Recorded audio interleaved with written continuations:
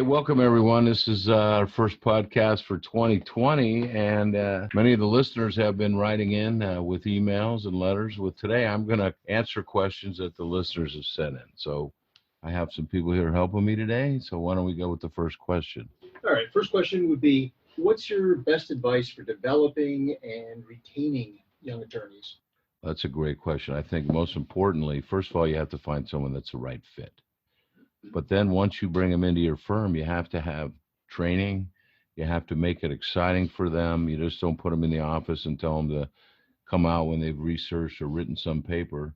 You need to let them do many different things. You need to mentor them, be kind but firm, and pay them well and give them opportunity. I think more of the people today, money obviously is a big deal. Many law students have significant loans and they have significant financial obligations, but you want to have someone that's passionate about what they're doing, and the money isn't everything, although it's important. All right. When you have punitive damages and you're asking for close to $75 million, how do you handle the hesitancy of a jury to award that much money to a single plaintiff? Well, in a punitive damage case, it all starts in the very beginning in the voir dire, and you start talking to jurors about what is the purpose of punitive damages, which is to punish someone for wrongdoing and also to deter others from doing it. And you have to make it about much more than an individual, and it's not a windfall for one person. What it is a punishment for bad conduct, but it's more importantly used to deter others from doing that. So in the beginning, if you're asked for 75 million, whatever that figure is, obviously the company would have to be a large company to sustain a verdict of 75 million in punitive damages. And sometimes I might tell the jury at the very beginning, at the end of the day, when it's time to discuss damages and what they're called punitives, but they're also called exemplary damages. And I make a point of saying exemplary damages are used to set an example.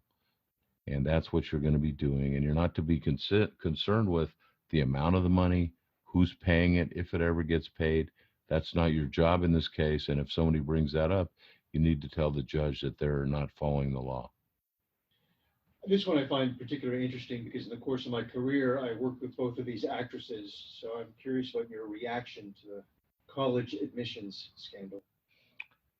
Well, as a parent who's been through it, I would not be a good juror on the case. Now, having been in the area where it's happened, knowing, somebody called me up one time and said, "Oh, your daughter, two of the schools that she went to were involved in this, and so she won the daily double." I said, "Well, no, actually, she had the trifecta because people from her high school were also involved."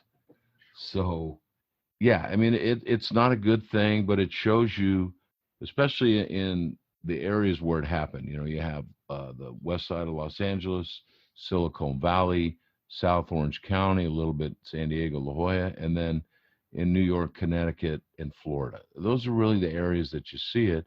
And I think part of it stems from the parents' competition, the parents wanting to live through their children, the parents wanting their children to do well, which is very admirable, but they blur those lines and they cross the lines, and the kids end up being the ones that get hurt. Obviously, some of the parents have been now charged.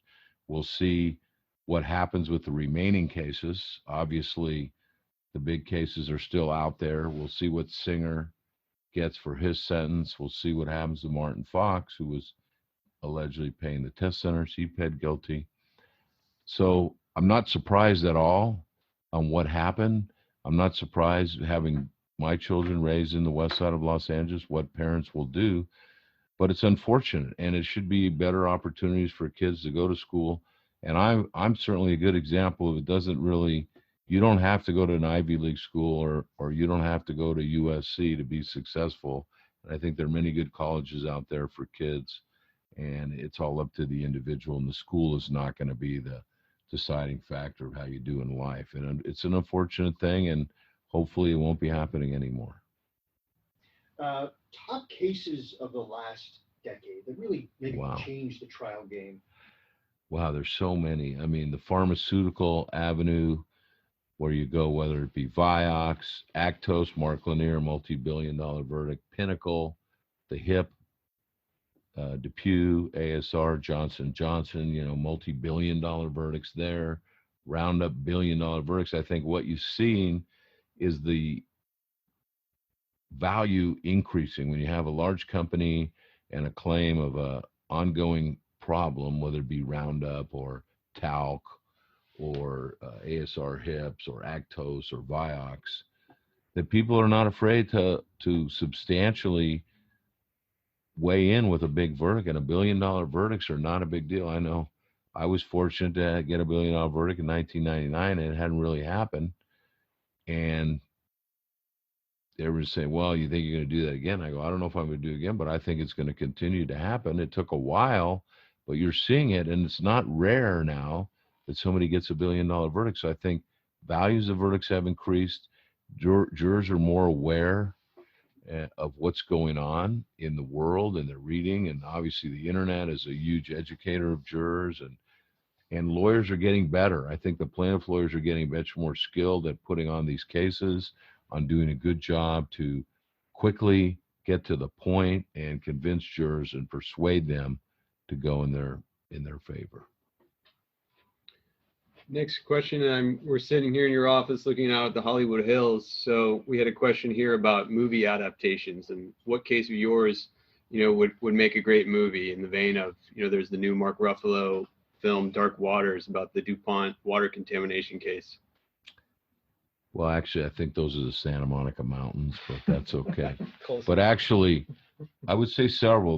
I think one of the first ones would be Anderson versus General Motors, 1999. A young African-American single mother of 4 children and her friend driving home from church on Christmas Eve stops to get some candy for the kids and some milk, and has stopped at a red light, rear-ended by a drunk driver. Gas tank explodes. Everyone's horribly burned. And we get into the discovery and the documentation that General Motors had a problem with the gas tank, yet they did an analysis that to change the design, what that would cost versus the number of lawsuits. I think it was like $9 versus what they're paying in the lawsuits was $200,000. When they do the cost benefit on human life, they decided it was cheaper to just fight the lawsuits and make the design change. And there are many characters in that. So I think that would be a good verdict type movie. But I've had many other cases, Cuthbertson versus the Metropolitan Transit Authority, where Cameron Cuthbertson was a 40-some-year-old African-American blind individual who was using the train, the Red Line, which is an underground train in Los Angeles, or actually the Blue Line is what he was on. And as a blind person, they're very dependent upon the transportation. And as he went with his cane, all on video, looking for the door, they looked for the light. And as he went, he stepped in between the cars, and there was no barrier, no guard. And he fell down. As he tried to get up, the train basically cut him in half. And what was unique about that case was the Blue Line is the most traveled train in the LA County area. And it serves the lower income areas. Yet it's the only area on the Metropolitan Transit System that didn't have guards in the gap. And some people would say that because they weren't paying attention to the people that lived there. But all the other ones that went to Pasadena and the more wealthy or affluent areas, they all had guards on them, whereas the other one didn't. And there's much that came out about that case and the blind community and things that matter. So I would love to do some movies someday. I really like legal movies. The Verdict is my favorite one, though. How will California's new law permitting convicted felons to serve on juries affect the justice system? I'm not really sure. I mean, obviously, felons were not allowed to sit on juries, so now they can. In a criminal case, I kind of think that one or the other side may take the juror off once they disclose that. So I'm not sure what a big effect it's going to have. So I think the jury's out, so to speak. So, all right, a question here about the future of SJQs and the voir dire in California versus the rest of the country, differences between California. Sure. So SJQ is a supplemental jury questionnaire, which is allowed in California by most judges, which gives information. As a trial lawyer, I think that the more information you can have, whether you represent the plaintiff or defendant, helps you make a informed decision on who the jurors are going to be to decide your case. I think they are. California, you're supposed to be unrestricted. Some judges allow less time. Each state is different. Federal court, there is no voir dire usually. In California, maybe minimal. But I think voir dire is the most important part of the case. And if you're not able to really dig into who your jurors are, you're just in a blind shooting match and you don't really have any idea what's going to happen. Got a question here that deals with someone who's ever present in media right now, President Trump. And we've got a question about the impending impeachment trial and what strategy you would take if you were making the case. Well, I think the problem with the impeachment is that the jury is already picked and the jury is probably not going to be favorable for impeachment. So I think the Democrats are going to have to do their best. I think a lot of it is posturing for the next election. And I think they want to put out as much as they can to make the president look bad. And hopefully, and it could be for a political motive, kind of like the Bill Clinton, that I thought the impeachment trial was not going to be successful, but they went through it. So I think they got to really bring out the best stuff they have on President Trump. Maybe they're getting more stuff, maybe they're not. I don't think that he will be convicted in the impeachment trial. Talk about a courtroom loss and what it taught you.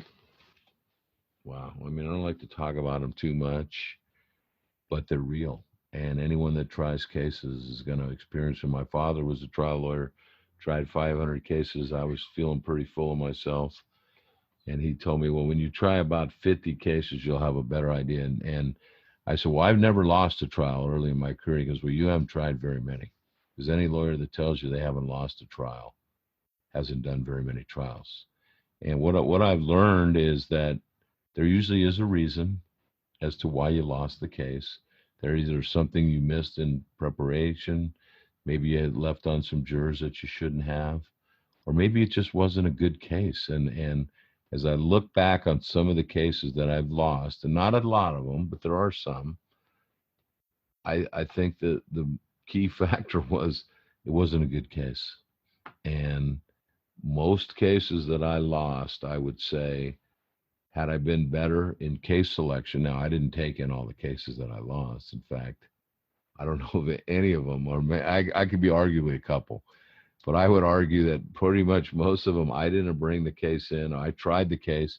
And what's interesting, especially when I was a younger lawyer and I had tried harder cases, I always thought I would win the case. I always believed it. And I always thought I was going to win. And I was kind of surprised I lost. But now when you sit back and you look at it, it's not surprising that I lost at all.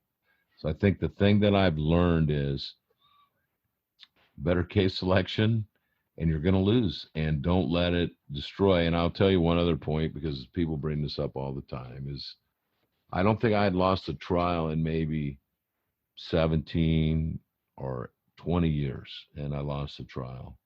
And it was an 8-month trial. Everyone knows what it is, but I was so worried what I was going to feel like when I lost. And when it happened, I was okay with it. You know, I did everything I could. Maybe the jurors weren't the best, but I didn't really have any choice, on who I selected. And I think I did a good job. Our team did a good job. The other lawyers were good that we were against.